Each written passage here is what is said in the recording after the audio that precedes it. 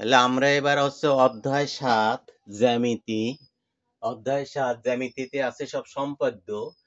দেওয়া আছে 6 নম্বরে সমকোণী ত্রিভুজের অতিভুজ ও অপর একটি বাহু।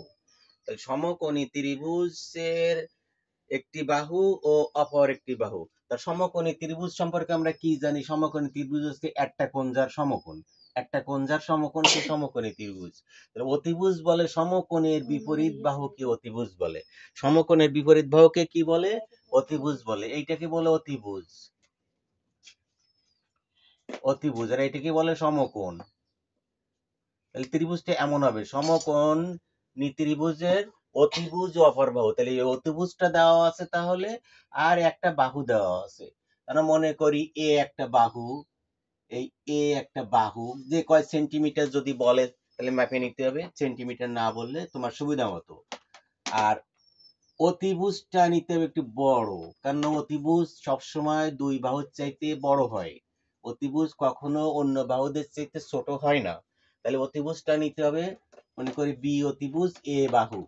তাহলে অতিভুজ নিতে হবে বড় আর বাহু নিতে হবে ছোট, কারণ অতিভুজটা সবসময় অন্য দুই বাহুর থেকে বড় থাকে। আচ্ছা, তাহলে দেওয়া আছে কি সমকোণী ত্রিভুজের অতিভুজ ও অপর একটি বাহু। ত্রিভুজটি আঁকতে হবে। কম্পাসটা আছে কইবার। তাহলে প্রথমে আমরা কি করব? প্রথমে আমরা যে কোনো একটা বাহু বিডি লই। তখন করে এইখানে দিয়ে নিলাম যে কোনো একটা বাহু, দিয়ে যে কোনো একটা বাহু এই বি ডি লই। আচ্ছা, যে কোনো একটা বাহু বিডি নিলাম। আচ্ছা, বিডি নেওয়ার পরে তারপর আমার হচ্ছে কি, একটা হচ্ছে বাহু আর একটা হচ্ছে কি আছে, অতিভুজ। এখন আমরা জানতাম কি যে ত্রিভুজ আঁকতে গেলে তিনটা জিনিস লাগে। তাহলে এখানে দেখো কয়টা জিনিস আছে, এ আর বি আছে, তাহলে দুইটা আছে, তাহলে আরেকটা জিনিস কোথায় গেল? বলছে না যে সমকোণী ত্রিভুজ, আর একটা আছে সমকোণ। আর একটা জিনিস কি? সমকোণ। এই জন্য ত্রিভুজ আঁকতে গেলে অবজেক্টিভে যখন প্রশ্ন আসবে যে ত্রিভুজ আঁকতে গেলে কয়টি উপাত্ত লাগে বা কয়টি তথ্য লাগে, তখন কয়টা হবে? তিনটা অ্যান্সার হবে। কারণ এখানে দুইটা আছে, তা বলতে পারে যে দুইটাও তাকা যায় না, সমকোণী ত্রিভুজ বলছে, তাহলে একটা সমকোণ আর দুইটা বাহু পাওয়া গেল। প্রথমে বিডি একটি রেখা নেই, এই রেখা থেকে বাহু, বাহু যেটা বাহুর সমান করে আমরা এটা কেটে নিই। বাহুর সমান করে কিভাবে কেটে নেব? এই যে স্যার, বাহুর সমান করে এইখানে ধরবা কম্পাসের এই যে পিনটা, ধরার পরে পেন্সিলটা টান দিবে, এখানে মাপটা নিয়ে এই মাপটা কেটে নিতে হবে। তা আমি এইখানে যেহেতু আমার এইটা আমি কেটে নিলাম, এখানে চিহ্নটা থাকবে, এইটা হচ্ছে অঙ্কনের চিহ্ন। অঙ্কনের চিহ্ন ও বিবরণ আবশ্যক। এখানে হচ্ছে অঙ্কনের চিহ্ন, মনে করি এই বিসি কেটে নি, কার সমান কেটে নিচ্ছি? এর সমান। তাহলে বিডি থেকে এই এ এর সমান করে বিসি অংশ কেটে নিই। এইবার বি বিন্দুতে লম্ব আঁকি, কারণ লম্ব আঁকলে সমকোণ পাওয়া যাবে, বলছে সমকোণী ত্রিভুজ।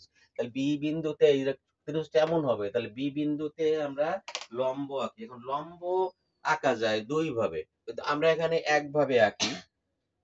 প্রথমে যে কোনো একটা ব্যাসার্ধ দেব, ব্যাসার্ধ নিয়ে এই বি বিন্দুকে কেন্দ্র করে, এই বি বিন্দু কেন্দ্র করে কি করব? একটা বৃত্তচাপ আঁকবো। বি বিন্দুকে কেন্দ্র করে তুমি খাতায় এভাবে পিনটা বসায় একটা গুল্লি দেবে। এই দিলে কি হলো, প্রথমে একটা ব্যাসার্ধ প্রথমে একটা আসলো, তাহলে এই একটা এইখানে এই আসলো। আমার ততটা ভালো হবে না, কারণ আমি তো এখানে দাগ দিতে পারি না খাতায়। এই যে ব্যাসার্ধটা, এই যে ব্যাসার্ধটা নেওয়া হয়েছে, এই ব্যাসার্ধ আর নড়বে না। যদি নড়ে যায়, নড়ে গেলে ওই সমকোণ আর থাকবে না। তাহলে এইটা খেয়াল রাখতে হবে যে আমার জন্য এটা নড়ে না যায়।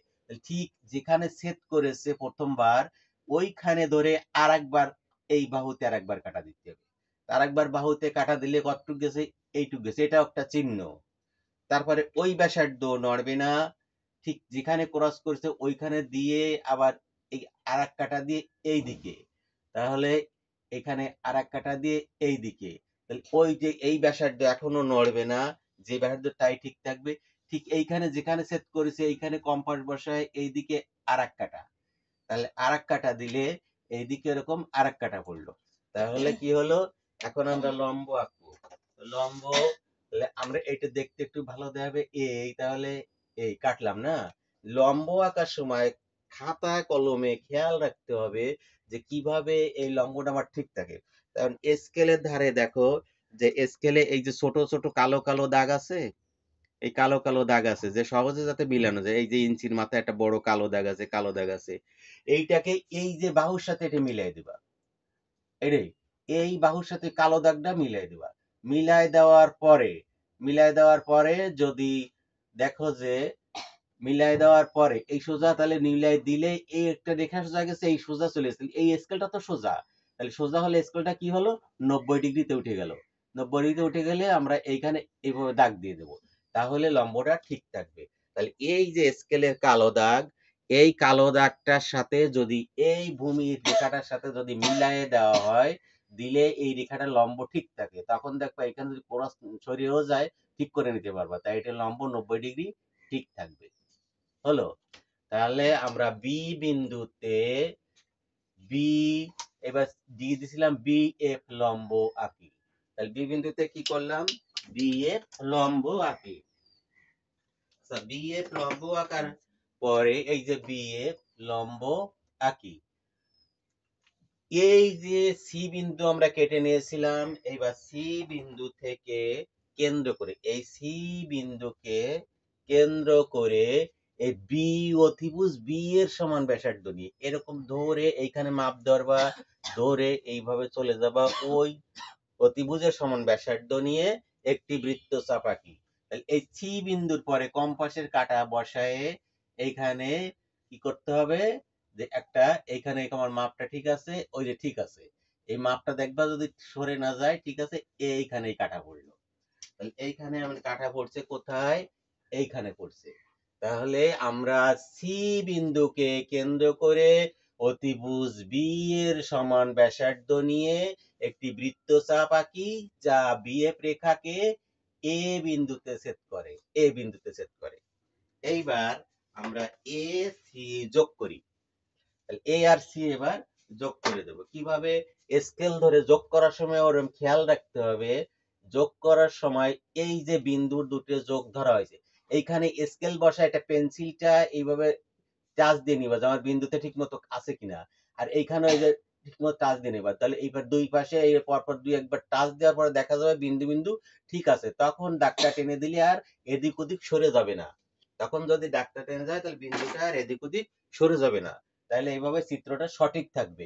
তাহলে এইটা কি ছিল, সি বিন্দুকে কেন্দ্র করে বি এর সমান ব্যাসার্ধ নিয়ে একটা বৃত্তচাপ আঁকি, যা বিএফ কে এ বিন্দুতে ছেদ করে।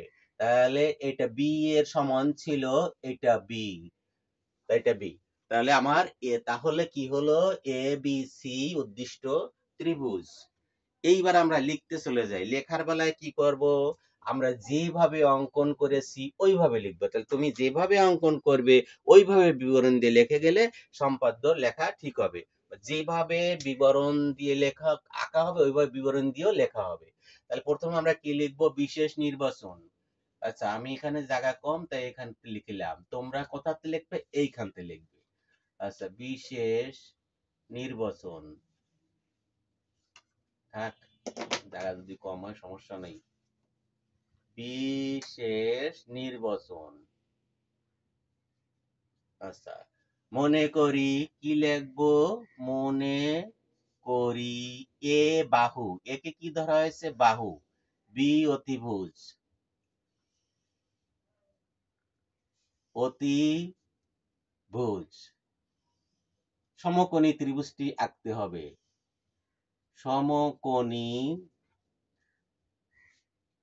ত্রিভুজটি আঁকতে হবে।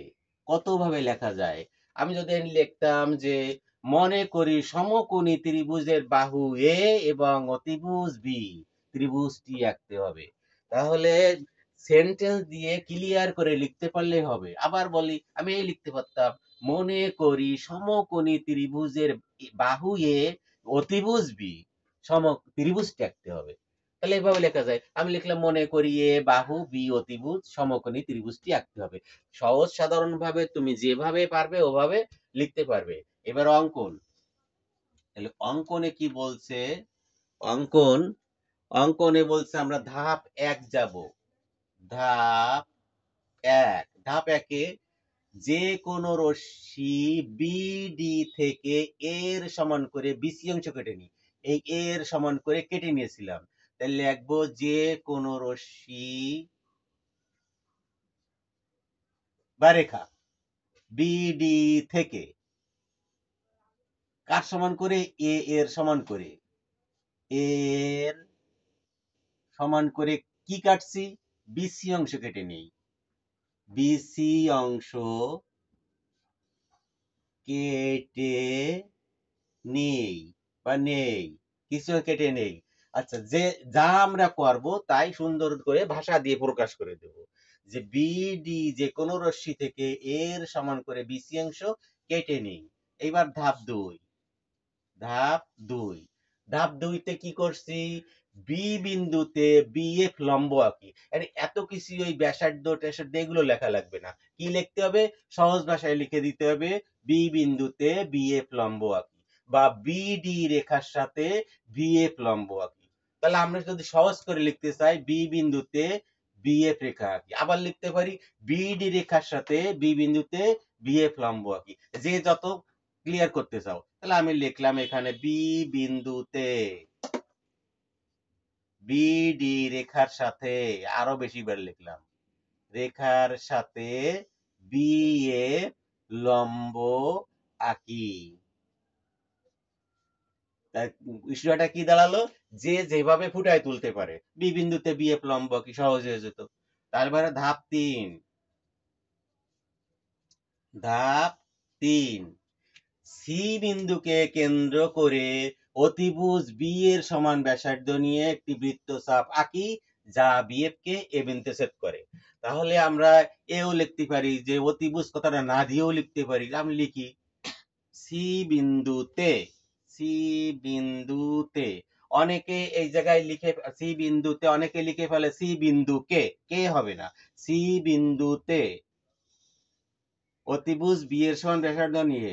অতিভুজ কথাটা না লিখলেও চলবে। তারপরে লিখলাম অতিভুজ বি এর সমান ব্যাসার্ধ, ব্যাসার্ধ নিয়ে একটি বৃত্তচাপ আঁকি।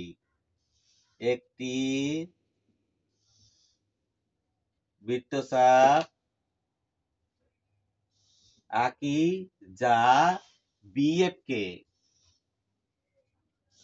বিএফ রেখাকে বা বিএফ কে রেখাকে এ বিন্দুতে ছেদ করে। এ বিন্দুতে ছেদ করে।